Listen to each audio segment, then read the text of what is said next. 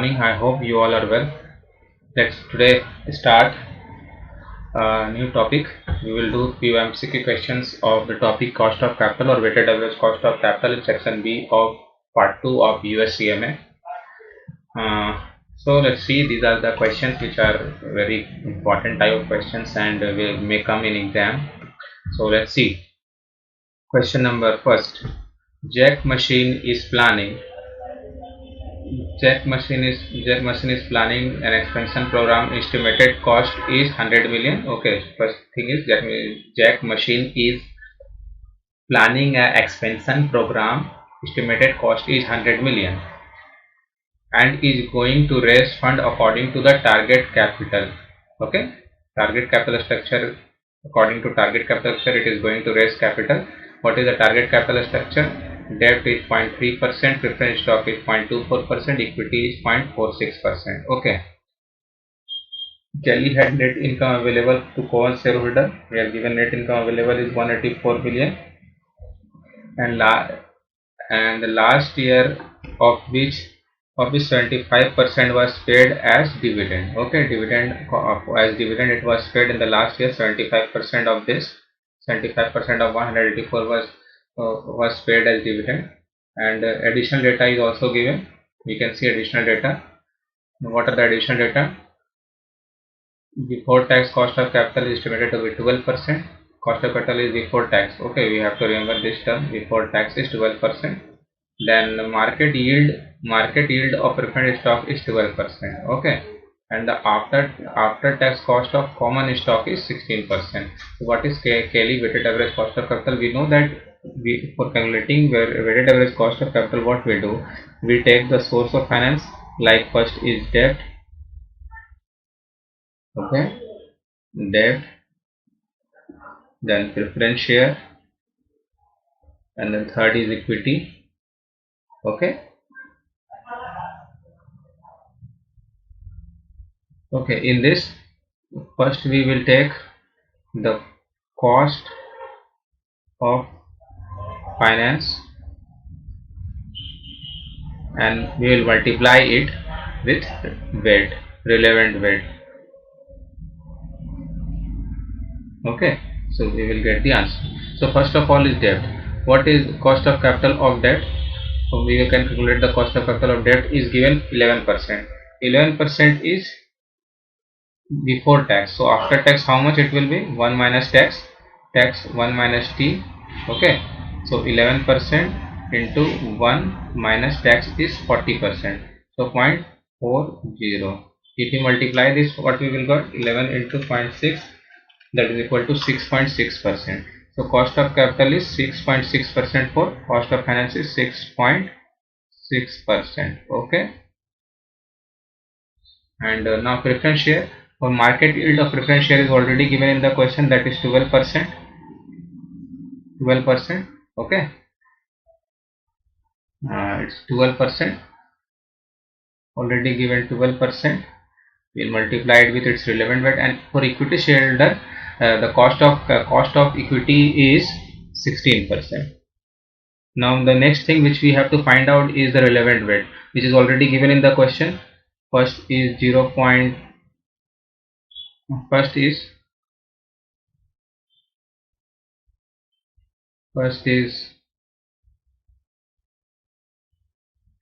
we can find the relevant weight right now. The relevant weight, okay, I'm changing the color. The relevant weight is 0.3%, then 0.24, and then one last 0.46. So if you multiply these all three and find the sum, we will get the answer. The first is 6.6 into 0.3, that is equal to 1.98. Then 12 into 0.24, that is equal to 2.88, and then 16 into 0.46, that is equal to 7.36. If we add these all, 1.98, 2.88, 7.36. 7.36. If we add these three, we are going to get answer of how much we are going to get? 12.22%. We can see in the answer answer option B is correct. So I hope this is clear for you. Now let's move toward the next question.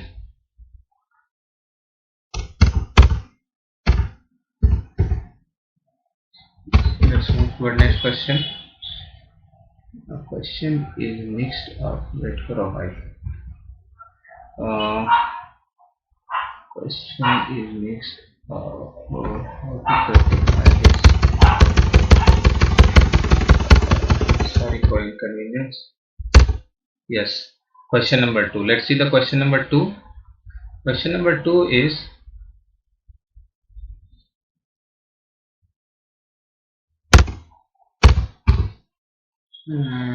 sorry. Question number 2. Yes, let's see question number 2. Question number 2 is saying a firm's marginal cost of capital is unaffected by firm's capital structure. It's not true. Cost of capital is definitely affected. Is inversely related to firm's required rate of return? There is no such relation, inverse relation. Firm should be same as the rate of return of the equity. No. If there is equity and debt, then it cannot be same. Is weighted average of the investors required rate of return of debt and equity. So this is the correct answer. Okay. If you will see these all four options, this is the right answer. Now let's move toward question number 3. Okay. Question number 3 we are going to see. Let me just leave some space over here where we can write the answers. Okay. Now William is interested in measuring the overall cost of capital and has gathered following data. Okay, William is interested in measuring the cost of capital and has gathered following data.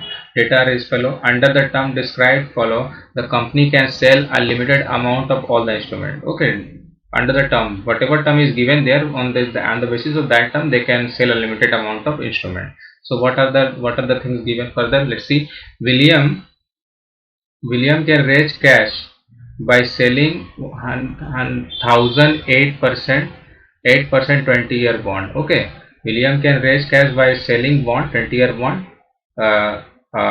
of 1,000 with annual interest payment, in which annual interest payment is there. In selling the issue, an average premium of 30 per bond will be received. Okay, annual premium will be 30 rupees and the firm must pay a floating cost of 30 per bond. Okay, this is clear. And after tax cost of capital, here we should remember this part is important. Which are the important part, we will underline that or highlight that so that we will get help while solving the question. Okay, after tax cost of capital is 4.8. okay, this is clear. William can sell 8% $8 preference share stock at par of rupees 100. At par it can be sold. The cost of issuing and selling the preference stock is rupees 5 per share. Okay, it is also clear now that William can also issue preference share. Price will be $100 per share and cost of issuing is rupees 5. William company stock is currently selling at 100 per share. Okay, current market price is 100 per share of William's common equity, and the firm expects to pay cash dividend of 7. And the dividend expects to cash dividend of 7 in the next year. Okay, D1, and the dividend and the expected to remain constant. Okay, dividend will expect to remain constant. The stock will have to be underpriced by rupees 3. Stock, suppose the price is 10, then we will have to sell it for 7. So this is what it is saying, that stock will have to be underpriced by rupees 3 and floating cost are expected to amount rupees 5 per share. Okay, we have got all the important things here. And now what the question is saying, William expects to have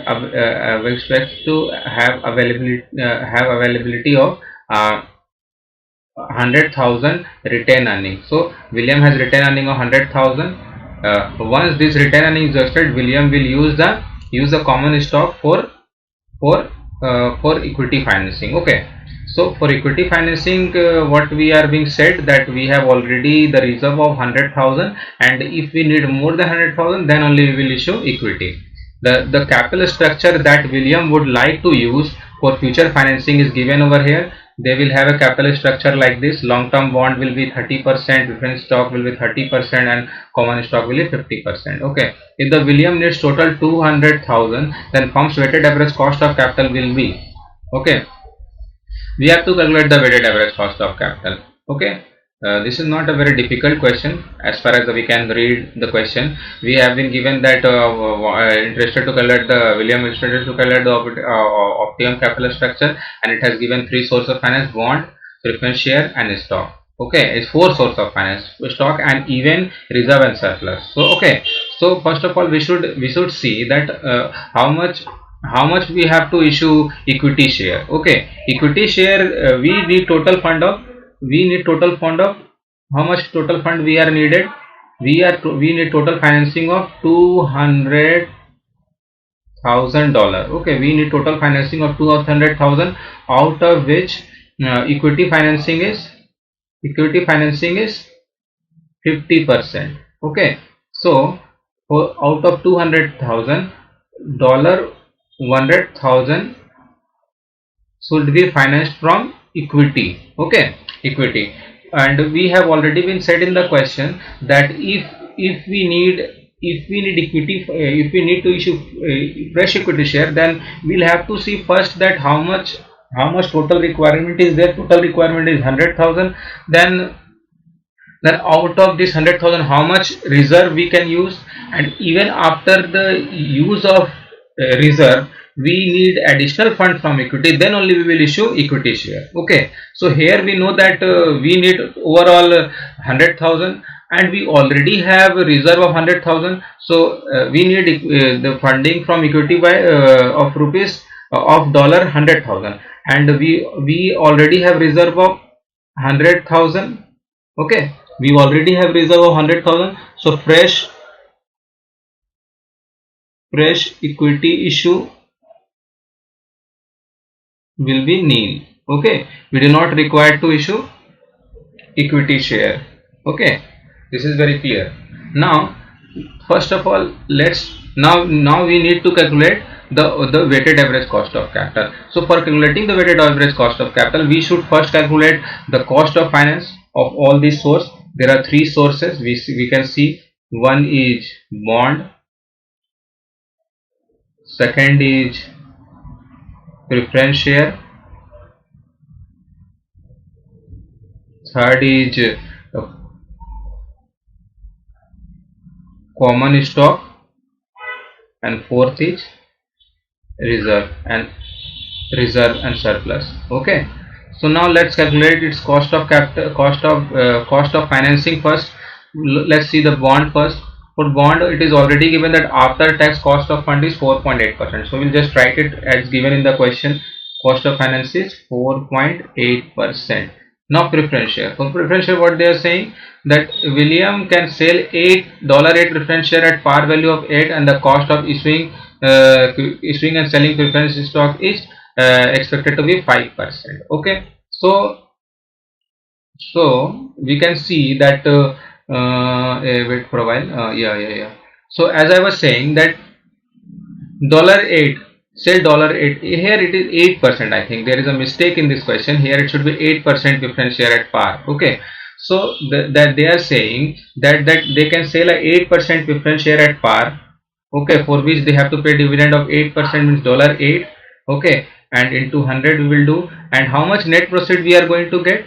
We are going to get net proceed of 95, because we can sell the share at par, but we have to give a floating. We have a cost of issue of $5. Okay, we will issue at 100, but we have to pay a cost of issue of ₹5. So net proceed what we will get? 95. So we will write over here 95, and we will calculate the cost of debt. Since this is a preference financing, we will not calculate it post tax, because we will not going to get any tax shield or tax benefit. Okay, so now we are going to calculate 8 into 100 divided by 95. So we are going to get 8.42%. 8.42% cost of preference shareholder. Okay, now next is common issue or common equity. Okay, common equity is selling at rupees 100. Okay, selling at rupees 100, firm expected to pay dividend of 7 next year, and dividend will remain constant, and the stock price will have to be underpriced by 3, and floating cost is rupees 5. Suppose we make a ratio. So in this question we do not need the equity financing, but even for the knowledge purpose we are going to calculate the cost of equity, because in this current financing of $200,000 we do not need to issue common equity. For exam purpose, if this type of question comes, we do not have to calculate the cost of equity. Okay, because this will not be used in the cost of capital, but even just for the knowledge purpose we are going to calculate the cost of equity. So cost of equity, they are saying the dividend they will pay of 7%, okay, into 100, and how much proceeds we are going to get? We are going to get proceed of, if we issue share at 100 because it is selling at 100 rupees in market, then we have to underprice the share by, we market it is selling at 100. If you want to issue fresh share, then we will have to underprice by our share by 3.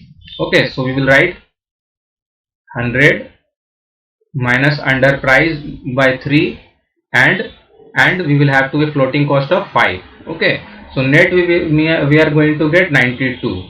Okay, so if we calculate 7 into 100 divided by 92, we are going to get 7 into 100 divided by 92, that is equal to 7.6%. Okay, then reserve and surplus. Reserve and surplus we can calculate directly, that in the question, at the market value in the question it is saying that share is selling at rupees 100 and we have to pay a dividend of 7. So very simple, 7 into 100 divided by 100, because its price 100, 7%. We are not going to reduce this 3 and 5 in this reserve and surplus, because this is the amount which we already have in the organization. Okay, we do not have to incur floating cost, or we do not have to reduce the price, because it has already in our hand in the form of reserve. So we have already calculated. Now we can see that we have already calculated the cost of capital of various source of finance, like 4.8%, 8.2%, and then 7.6% and 7%. Now we have to calculate the weighted average cost of capital. Okay, this is also very simple. Now we will calculate, like, bond. Let me change color a bit. Okay, bond,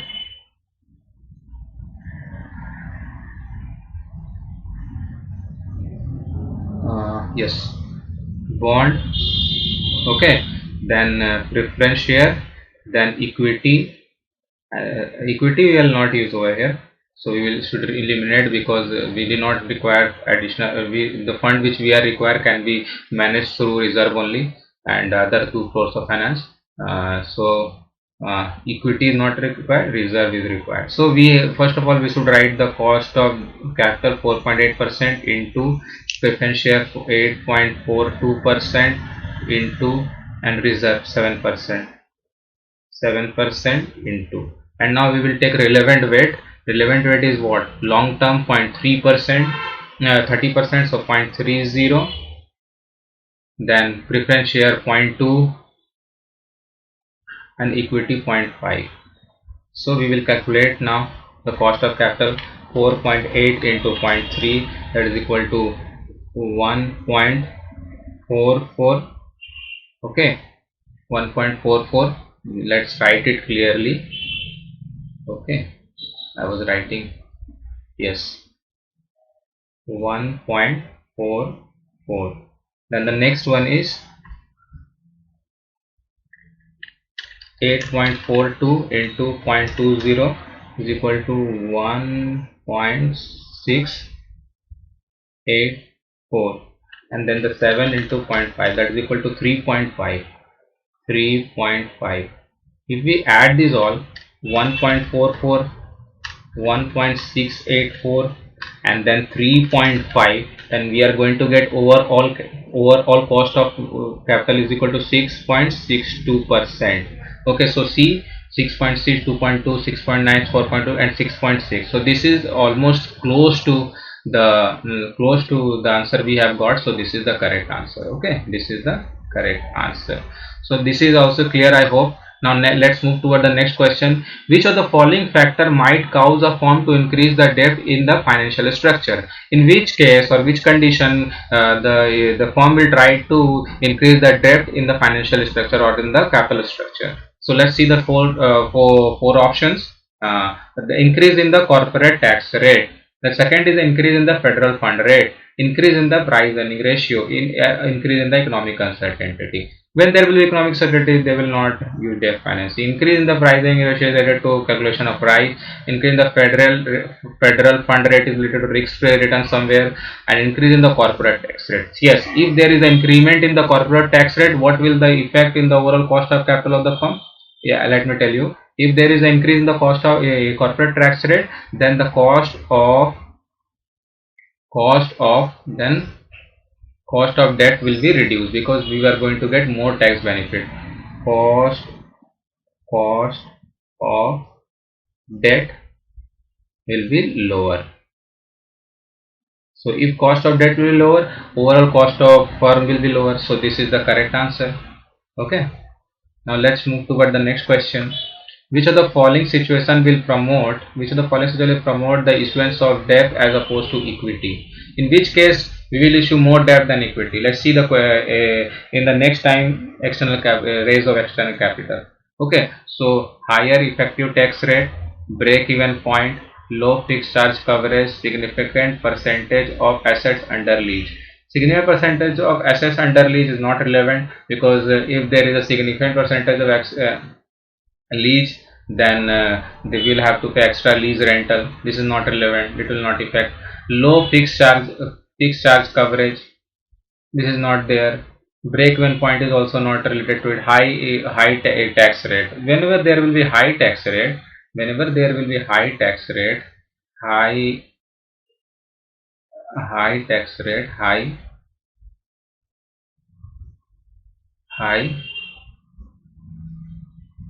tax rate, what will be the effect? More tax shield.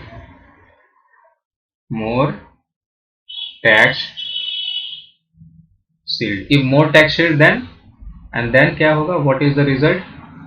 If more tax shield, then cost of debt will be, or KD will be lower.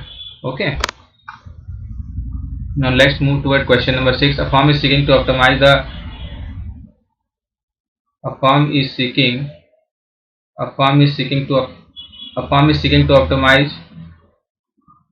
A firm is seeking to optimize the capital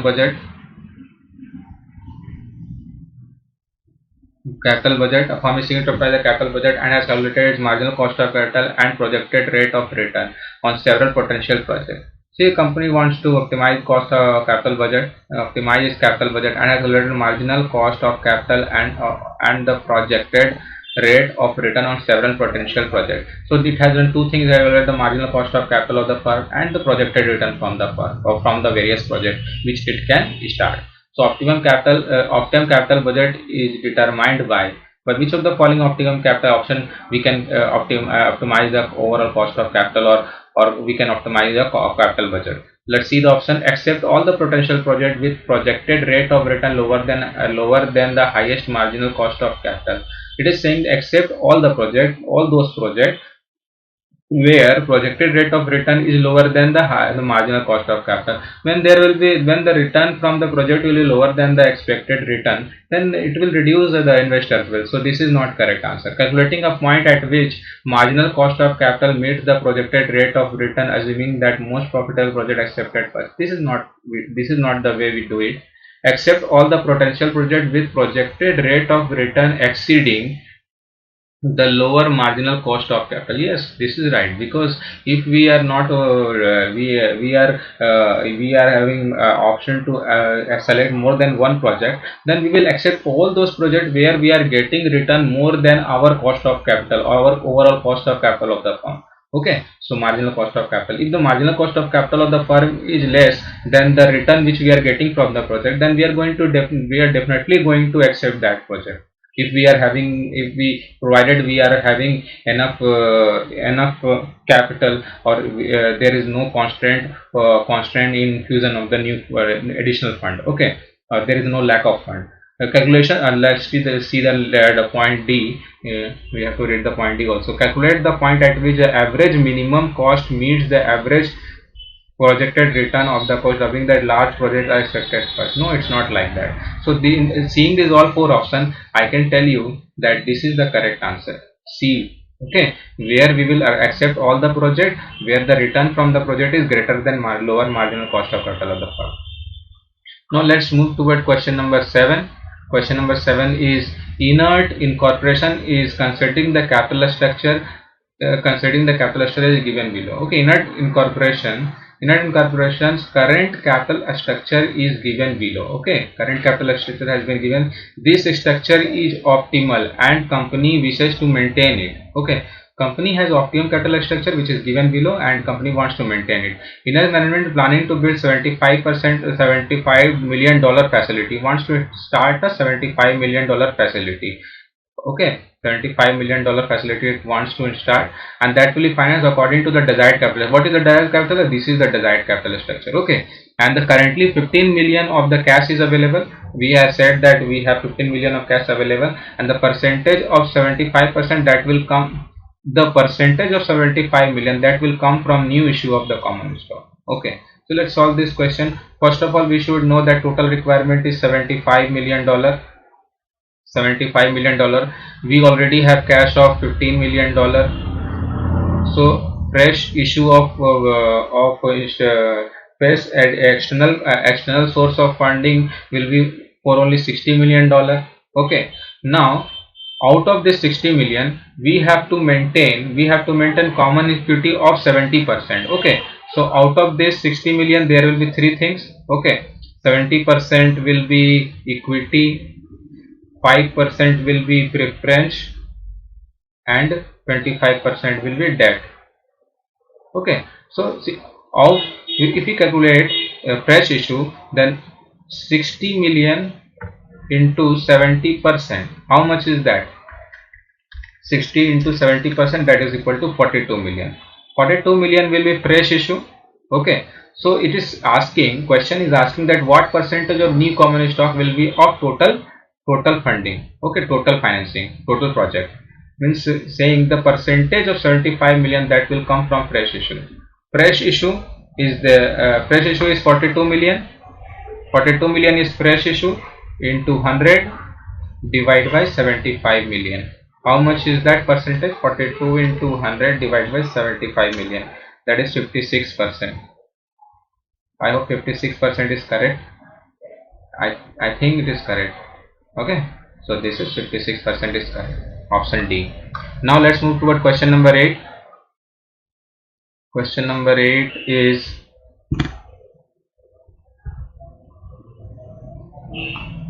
question number 8. Let's read it. Let me put some space over here for calculation purpose. Okay, question number 8. Now let's move toward question number 8.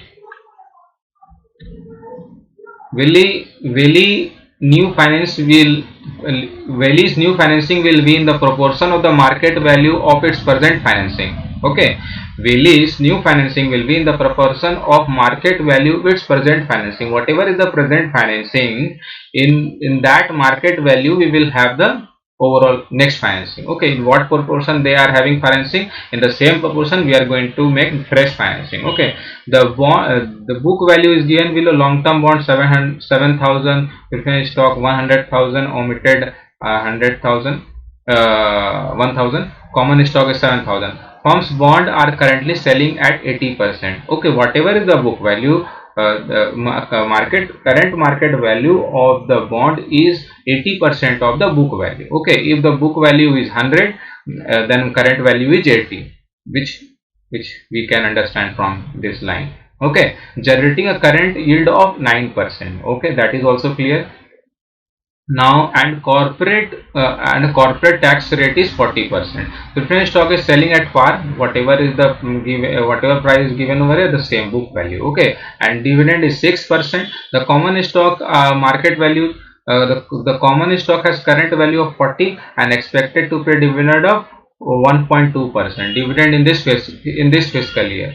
Okay, the dividend growth rate is 10%. Valley's weighted average cost of capital is rounded off. Capital each rounded your calculation to the 10th percentage. Okay.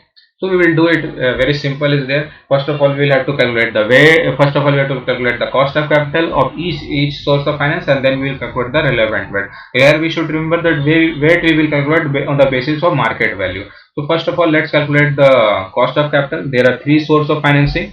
Okay. There are three sources of financing. First is debt. Okay, debt. So we will calculate for debt first. Okay. This is not right pen. This is right pen. First is debt. Okay, debt. For debt, what we have been said that they are generating yield of 9%. Okay, 9% yield is being generated, and current market value is 80%. So yield is very simple. Whatever yield is given there, we will have to take away the tax portion from this 1 minus t. Okay, so if we calculate 1 minus t from it, what we are going to get? 9 1 minus 0.4, 9 into 0.6. Cost of capital is 5.4%.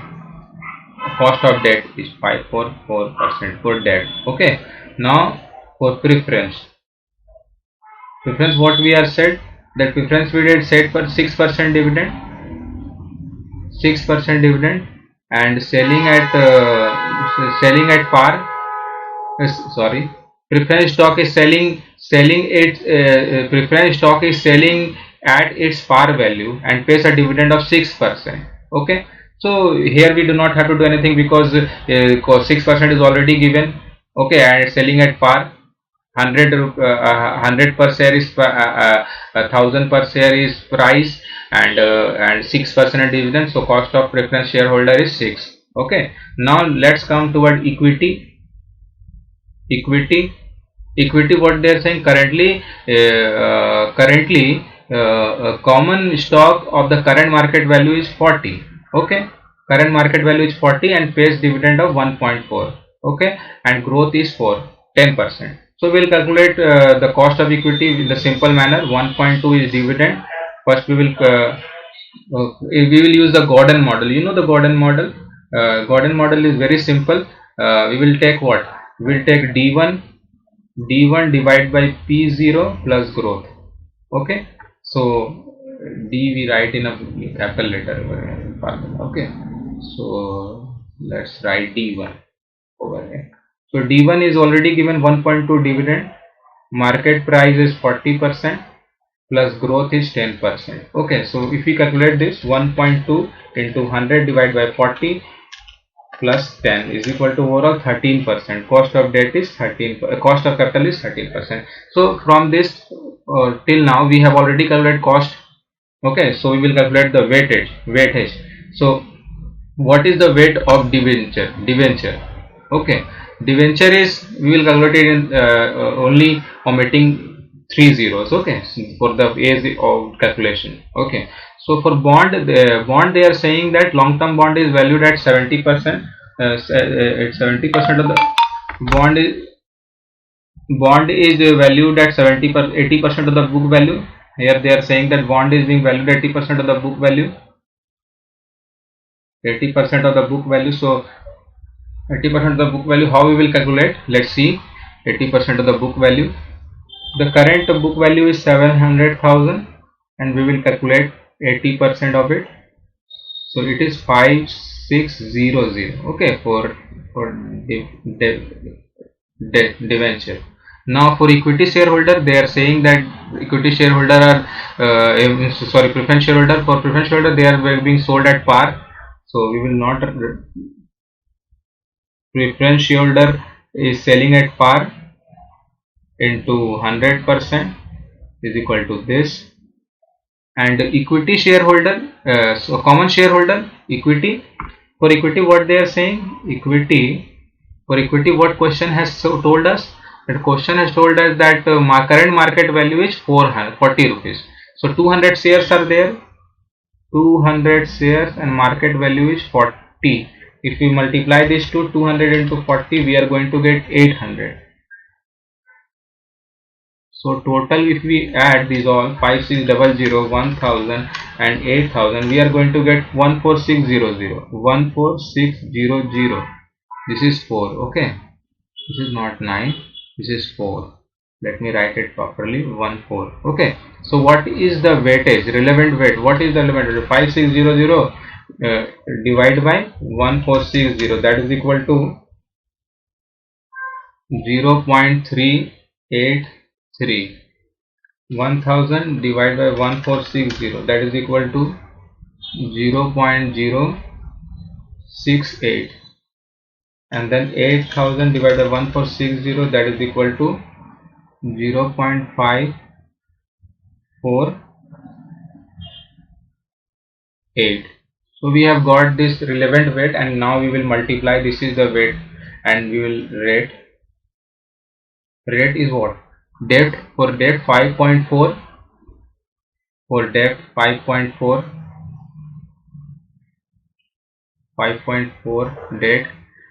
For preference 6%, and for equity 13%. 13%. And if you multiply, we are going to get weighted average cost of capital. Okay, so let's multiply it. 5.4 into 0.383, that is equal to 206. I'm writing it here. Okay,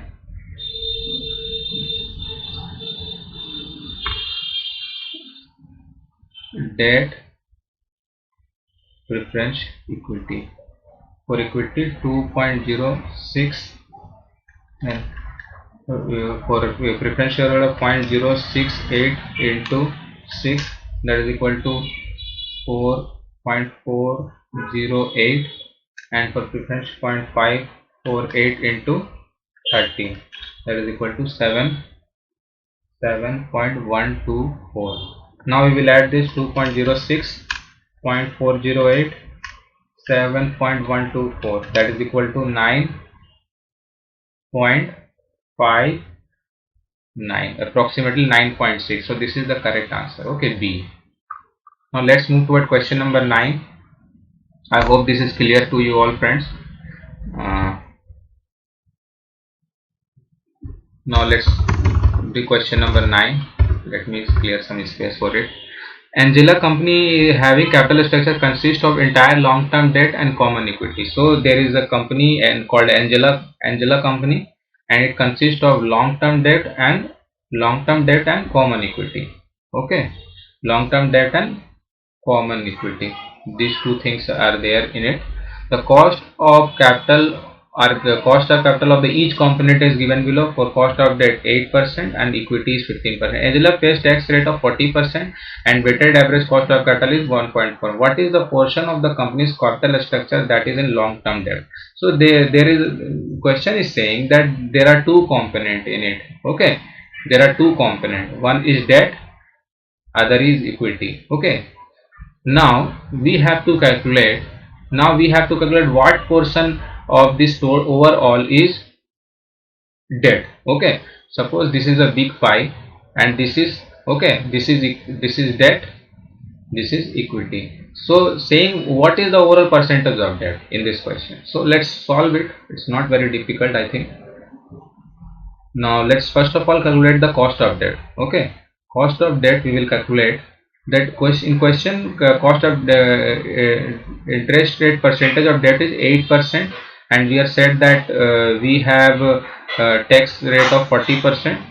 So 0.8% into 1 minus 0.4 is equal to 8 into 0.6, that is equal to 4.8%. Cost of debt is 4.8%. Now for equity we are given, debt we have calculated, equity we are going to calculate. For equity it is given already 15%. Okay, it is given that 15% is cost of equity. So we'll put this question in the equation. Suppose let's assume that equity is X percentage. Okay, then debt will be 1 minus x percent. Okay, so we will put this all in an equation. Okay, so we know that equity cost of capital of equity is x percent. So we will take x into x into 15. Okay, 15. 15% is given there in percentage, so we'll put it at 0.15.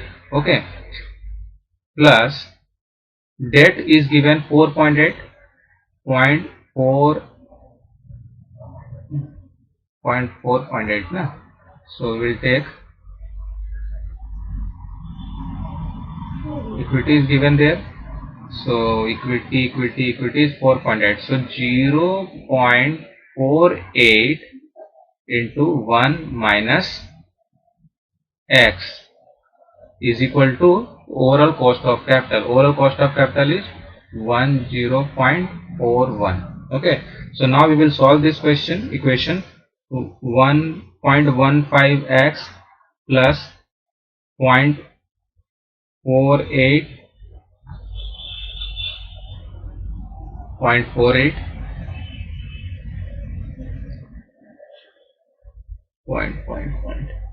yes, 0.048 minus 0.0464. Okay, 48x is equal to 1.41. Okay, I think that dot should be that dot should not be here. Okay, because we are putting this all in the form of decimal, so we will put it 10.4. Okay, so this is the correct way. Okay, now we have calculated this, now we will solve it in the simple way. Now what we will do, we will reduce this. Okay, so 1.5x we will reduce 0.048, we are going to get 0.102 0.102x is equal to 0.1041 plus not plus, this is a plus, there it will be minus. Okay, so it will be minus minus 0.048. okay, so if we solve this equation, we are going to get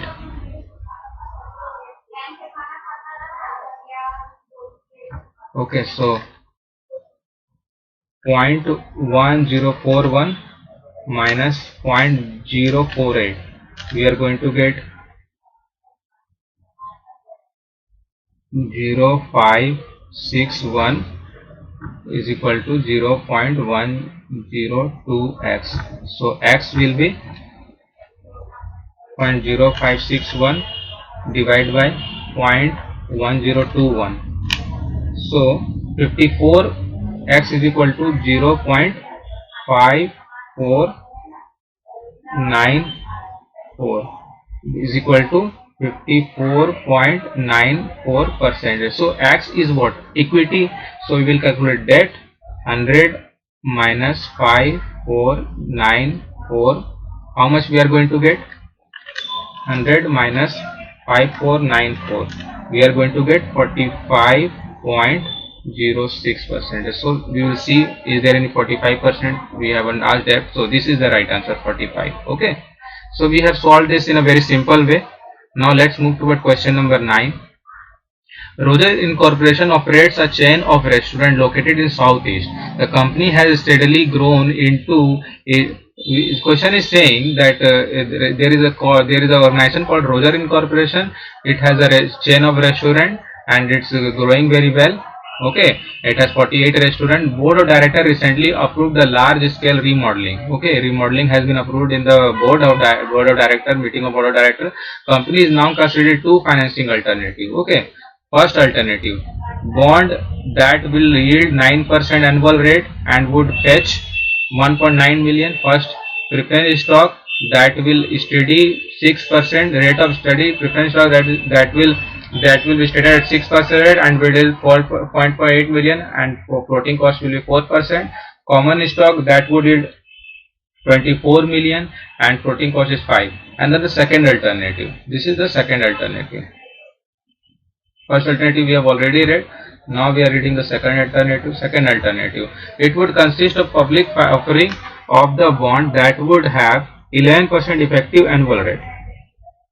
In this second option, we are offering bond to public at 11% effective rate of annual rate. Okay, and it would fetch 48 million after floating cost. Roger, current capital structure which is considered optimum. Okay, current structure is considered optimum, consists of 40% long term debt and 10% preference stock and 50% common stock. They are also saying that they are already having an optimum capital structure of 40% debt, 10% preference share and 50% common stock. The current value of the common stock is 3 per share, and common stock dividend is 12 during the past 12 months is 3%. Investor expecting a growth rate equal to 6%. Roger, subject to an effective rate of 40%. Okay, they are saying that their common stock is having a market value of 30 and the growth rate is 6%. Tax rate is 40%, and they have paid the common stock in the past 12 months of dividend. In common stock they have given a dividend of $3 in the past 12 months. The interest rate on the bond is greater than the second alternative. The consist of more debt than the first alternative. Both because why? In question saying that interest on rate is greater in the second alternative consists of only bond than in the first alternative. Why? Why? What is the reason? Let's see. The pure debt alternative would flood the market and be more difficult to sell. Pure debt alternative will flood the market and will be not difficult. It's not like that. Combination of alternative carrying risk of increasing the dividend payment. Combination alternative carry the risk of dividend payment. It's not like that. Diversity of combination of alternative creates greater risk to the investor. No, diversity always reduces the risk. Pure debt alternative carries a risk of increasing probability of default. Yes, this is right, because if we have two alternatives. In one alternative we are going to issue both debt and equity, and another alternative if we are going to issue only debt. In that condition, what can happen? In that condition, there can be a high risk of default in the payment of interest or the repayment of dividend, because we are financing major portion of our capital structure through debt. So this is because since the default risk is high, then the expectation of investor or the dividend holder is high. That is why. Why? Because there is a high risk of default. So this is the correct answer, D. Pure debt alternative carries high risk of increasing probability of default. I hope, friends, these all 10 point questions which are very important we have done. Thank you for listening, and God bless you.